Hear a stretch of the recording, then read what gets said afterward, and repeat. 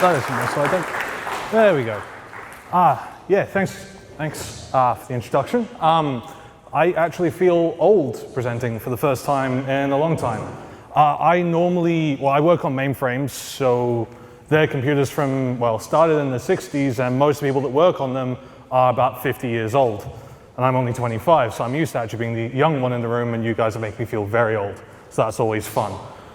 So I'm going to talk about, limited opportunities of IT. You guys are all here because you want to learn about IT careers. And I will talk about why IT is fun and great and everything else, but I guess 2/3 of this is more going to be about just finding a career that actually works for you. Obviously, I want you guys to all come and work in IT. We need more people. It's all great. It's all good and all that good fun. But at the end of the day, I don't want you to come and work in IT if you don't want to, because that's no fun for you. So I'm kind of going to go over 3 things.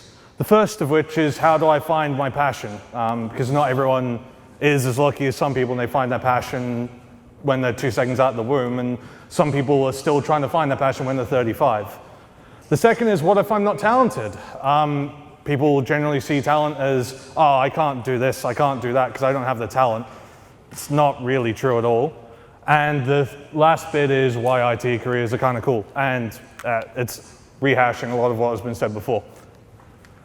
So how do I find my passion? There we go. So Steve Jobs, the late and great Steve Jobs, said this quote in a presentation in a university in the US. And pretty much what the sum total of it is the fact that everything there is in the world was made by someone no smarter than everyone in this room. If you want to change the world, you can. You just have to want to do it and apply yourself to do it. There's no restrictions there, like everyone hears something along the lines of, oh, you're just no good at this, forget about it. Chances are you probably could actually be good at it if you wanted to. So don't limit yourselves with your dreams, with whatever you want to do, the bigger the better. So for me, passion kind of comes alongside having a definite purpose.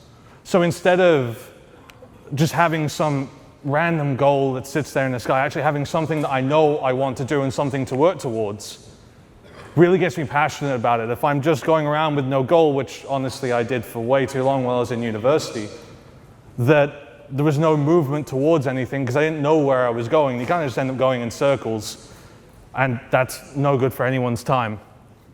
The second thing is, once you've found that definite purpose, have a plan. Have a plan of action that you've written down, you go over, you look at, you study, you change when you need to.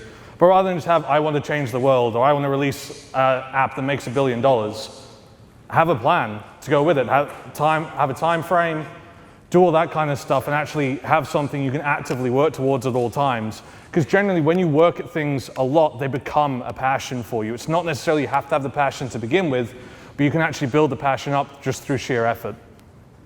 And the last one is overcoming resistance.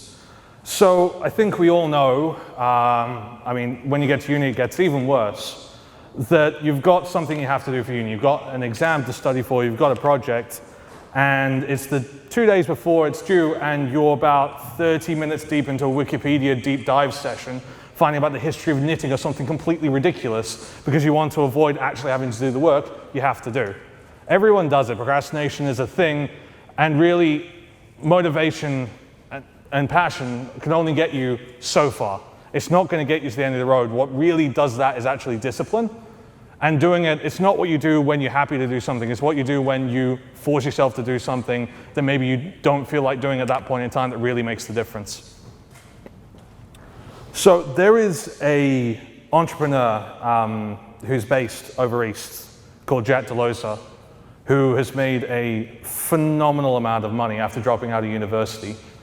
And he has this idea that work-life balance is nice and great and everything else, but really it's not the end goal. You do want to have it so you're having fun, but what's the point of working in a job where you look forward to your 4 weeks of holiday every year because you're trying to escape the other 48? It's really not actually a good thing to do. I mean, you want to take holiday because you want to get the new experience, not because you want to get away from your day job. If you're in that kind of situation, maybe it's time to look at something different or really try and narrow in on what you actually want to do. I mean, my girlfriend doesn't understand me sometimes when on a weekend. I'm like, I can't wait to get back to work tomorrow on a Sunday night. And she's like, what is wrong with you? And I'm like, what? I enjoy my job. I enjoy what I do. I mean, she likes the job plenty, but at the same time, she's not, when it gets around to Sunday night, she's busy mentally preparing herself for the next week's slog, where I'm busy thinking about what I want to do next week, and I'm actually excited by it. The last point is that about twice a year, Jack Delosa and a bunch of entrepreneurs come to Perth for a free convention about entrepreneurship and all that kind of stuff. It's fantastic. It's all free. It's about an 8-hour day on a Saturday. But the amount of inspiration and just hearing from people that all the things they've done, all the trials they've been through, all the marketing, you just learn so much, and it really gets you inspired to hit the next week going and to really start idea creation in your head. It's great. So when you're at school, you kind of, when you hit a test and you fail, and it sometimes seems like it's the end of the world, and that failure in school is seen as a bad thing. Failure in the real world is a lot of the time not a bad thing. No entrepreneur makes it huge on his first go. That just doesn't happen, or if it did, they are very, very lucky.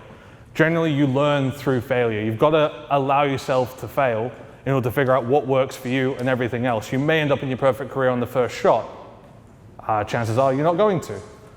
But at least through going through it, you can actually work towards something. But if you constantly fear of failure, you are afraid to change, and you end up just getting stuck. When it comes down to it, the thing that differentiates people and top performers and that kind of stuff is perseverance. Not innate talent, not, well, the upbringing. Certain things help, like obviously having talent and a certain upbringing, certain tuition helps, but at the end of the day, it's whether you keep going when no one else would, that really would separate you from everyone else, that pushes you to go.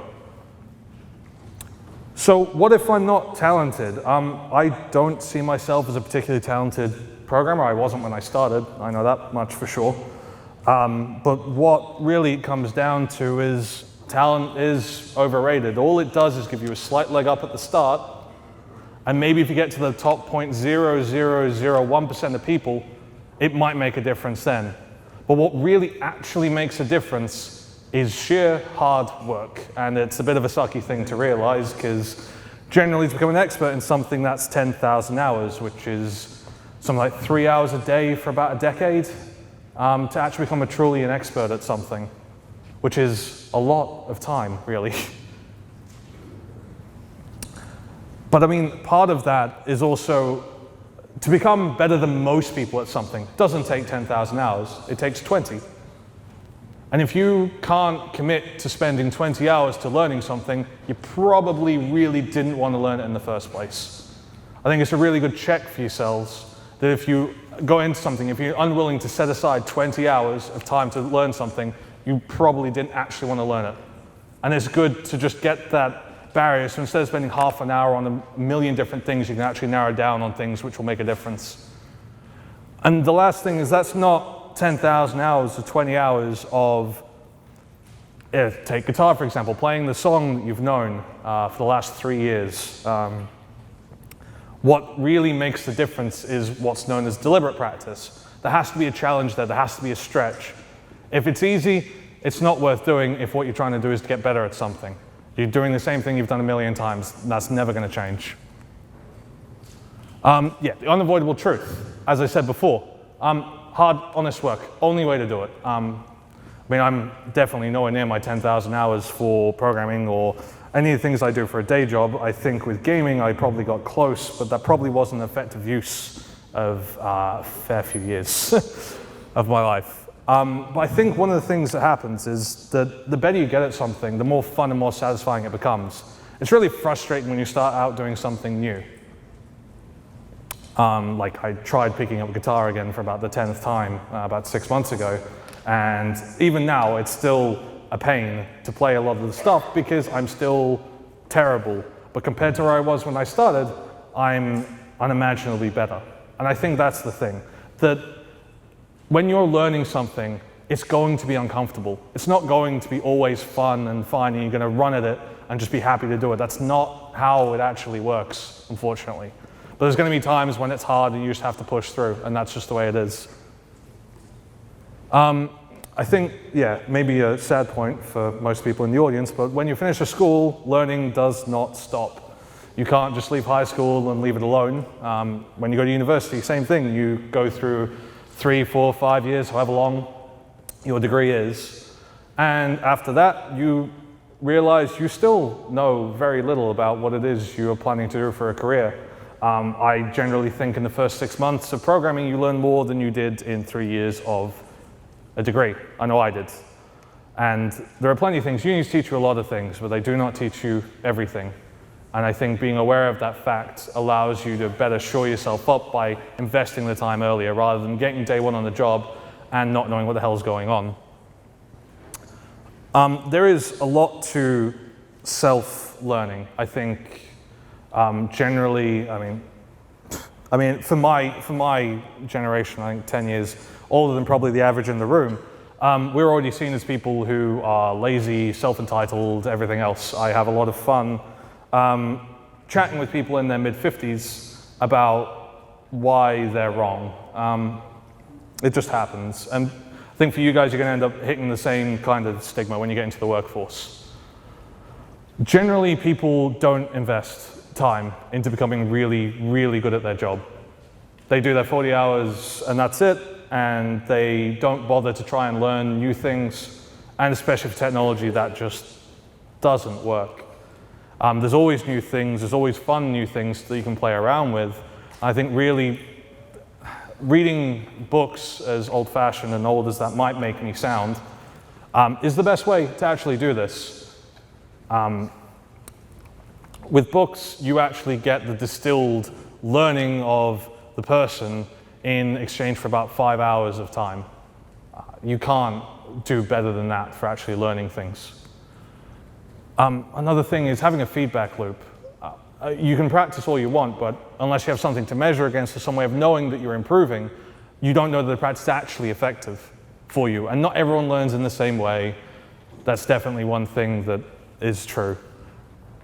And really what helps is having mentors and teachers there to push you through. People who've already walked the path you want to walk. If they've already done it, they can tell you how to do it and they can help you do it, and you can avoid the same pitfalls. The person who does something second does it faster, more efficient than the person who did it first. The person who did it first did what they did, and then if you want to follow them, they can help you do it faster, better, everything else. And that's how we advance.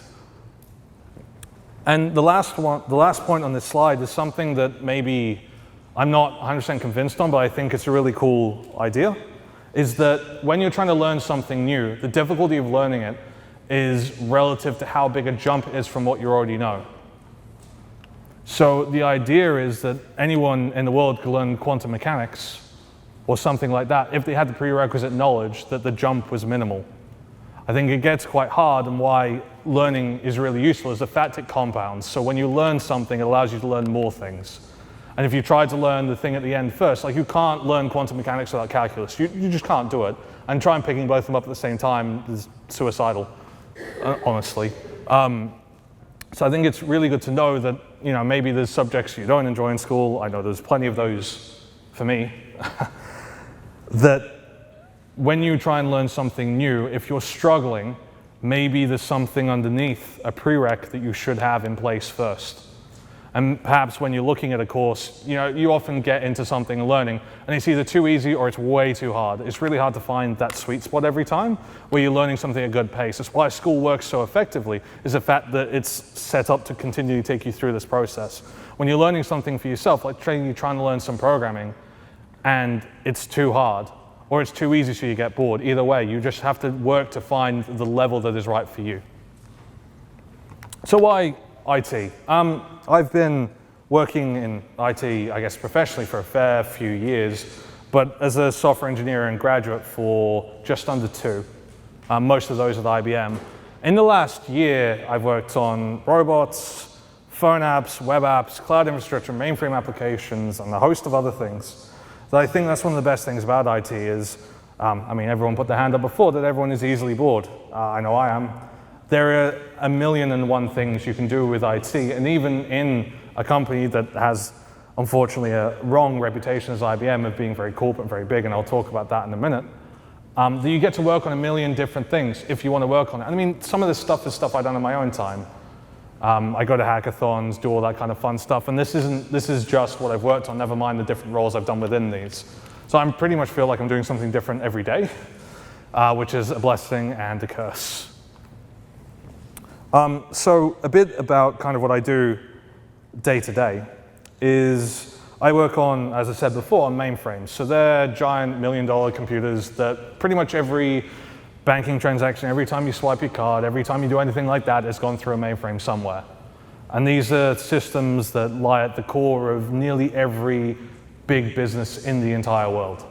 Every bank, every insurance company, everything else, all have mainframes at some point in their life cycle. And what that allows us to do for IBM in Perth is we get to work on things, even though Perth is the most isolated city in the world, and we actually get to work on things that affect people around the entire world, which is cool. I work with teams in the US, the UK, Canada, China, and everything else, and I get to work with clients all over the world and actually get to talk with them and do all that kind of stuff. So even though I'm over here in the middle of nowhere, really, by a lot of standards, you actually get to hit stuff on a global scale, which for me is what actually gets me out of bed in the morning. The fact that I can make change at that kind of scale.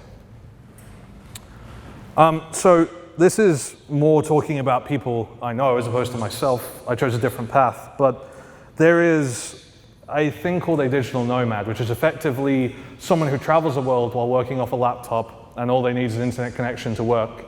I've got a variety of people I know in Southeast Asia, in Thailand, all that kind of stuff, living very, very cheaply, getting to experience everything, and effectively just moving from place to place, continually working. You actually have the opportunity, and people do that for years upon years upon years until they don't want to anymore, and you get to experience the entire world if that's what you want to do. For me, I get to travel through the work that I do. I travel over East regularly, and I'm going to the US next year, and I'm still trying to work on some UK trips to go and work with different people and to get that exposure. Remote work is on the rise. The fact that you have to actually be there in an office with someone else, I mean, 10, 20 years ago, you had to be. There's no other way around it. Now, I know people that wake up at about 2 in the afternoon, work till 2 in the morning, go to sleep, rinse, repeat, because that's what works for them, and they can actually do that. So if corporate life and the 9 to 5 and all that fun, possibly archaic standard of working is not for you, IT actually gives you the ability to completely get around that whole paradigm, which is really cool.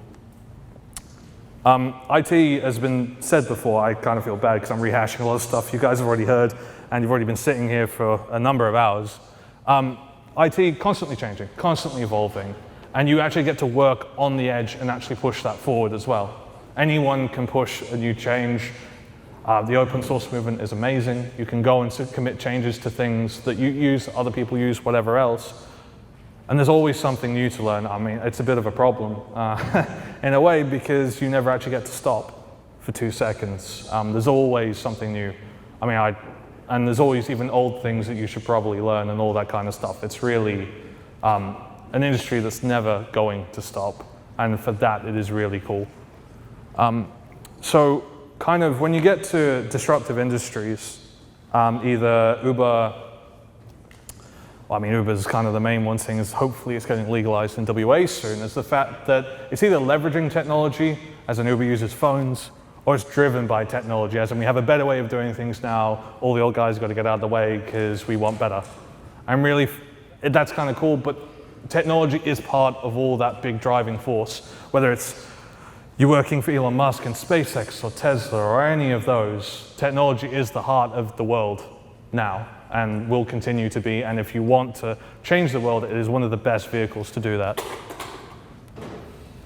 So I'm just going to bring it all together quite quickly, hopefully. Yeah, passion is more about having a definite purpose and a plan than having some esoteric passion you got when you were 6 and you followed from then on.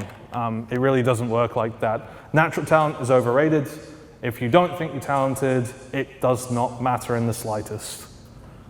IT gives you the opportunity to travel the entire world if that's what you want to do. Or if you want to sit in an office and sit away typing code for 40 hours a week for the next 30 years, you can do that as well. I know plenty of people that do that.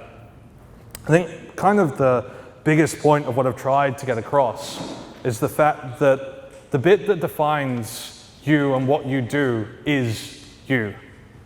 It's the work you do, it's the effort you put in, it's the time you take to make things happen that actually will define where you go in life. It's not about having a lucky break or anything like that. If you can rely on that, but you're probably going to come unstuck at some point, and if you invest into yourself, you can go wherever you want to go.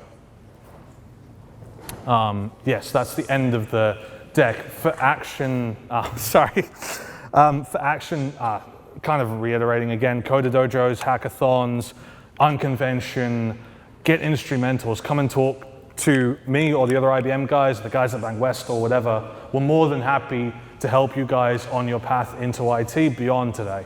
I'm working with a lot of companies at the moment about getting graduate hiring into certain positions for them because they're struggling, and we need more people. There is more jobs going around than there are skilled and passionate graduates. So it's a good place and a good time to be in the industry. Thank you.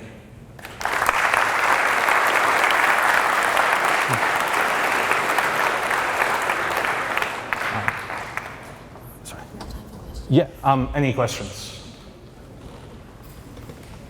And any questions I don't get to, just come and find me at lunch. I like talking, as you can guess. Sorry, yeah. What's the work environment like in IBM, and is it one of the reasons why you enjoy working there? Like in terms of a social scale? Yeah, the social scale is good. So like when you start, you get flown over east to Sydney and you get to meet a bunch of other grads. Like the grad intake at IBM across the country is probably in the region of 200, 300 off the top of my head. And we get to work with them and interact with them and all that kind of stuff. I was the graduate representative for Perth, so I organized events every quarter and that kind of stuff. And you do get to work with people all over the world, so I know it's really good for that community aspect that if you want to know something, there's someone in the company that knows it somewhere, you just have to find them, which is sometimes harder than it should be, but you know, what are you going to do? And it's an open office, it's not cubicles, as some of the guys said before. Yep.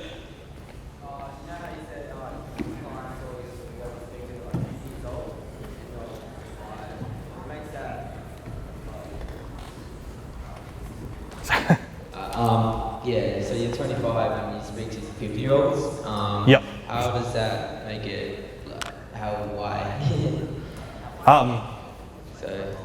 Because it's mainframes. Mainframe has a lot of interesting challenges around it in terms of the average age of a mainframer is in their low 50s, and I'm doing a lot of work to try and help that in ANZ at the moment, a lot of work. But generally what that means to you guys, really, to be blunt about it, is the fact that all these skills are going to evaporate and the banks and everyone else are going to need to replace them because they're too invested in the platform to actually divest out of it. So that equals money. To be really blunt, mainframe in more and more so is actually becoming a very high lucrative field for skilled workers, which is really nice. Yep. So I was just wondering, what have been some of the projects that you've worked on while working with IBM? So I've worked on a bunch of them, but the first one I was put on when I started was a mainframe application tool that's been around since early 2000s. It's still going, and then I got moved on to a new project, completely new, that has actually allowed me to go and talk to a bunch of clients. It's cool, it's kind of like, we're trying to bring Docker to mainframes in kind of the way, so I'm working on development of that, pitching it to all the clients.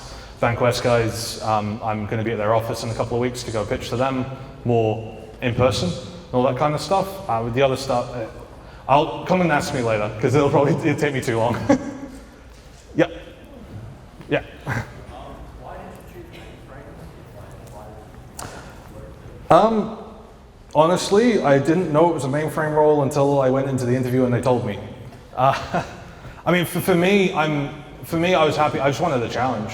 For me, it was, I mean, and the thing about mainframes is you can only get into it by working in one of these companies. If I want to go and mess with Linux or do anything else, I can do that on my own time, and I do. But at the same time, the only way to get exposure to this whole platform and everything else is to actually be part of IBM or a bank or something like that. Yep. How often do you get projects? Sorry? How often do you get projects, jobs? So new projects come in randomly. There's a bunch of legacy stuff in the Perth office that we've been supporting for years and developed for years. And then we've got a handful of new ones coming through. Every other month we get something new through, and you move people around and everything else.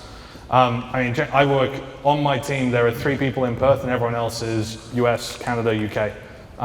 We do all the grunt work, I like to say, but you work with people all over the world. Yep. What are like the major challenges that you have to work with people all over the world? You can see like I think probably the main challenge is the fact I was up till midnight on calls with people in the US last night, and then I had to come and do this without much sleep. Working with global teams are difficult. All right, I think I've run out of question time, but any other questions, just come and find me after. Sorry, I like talking too much.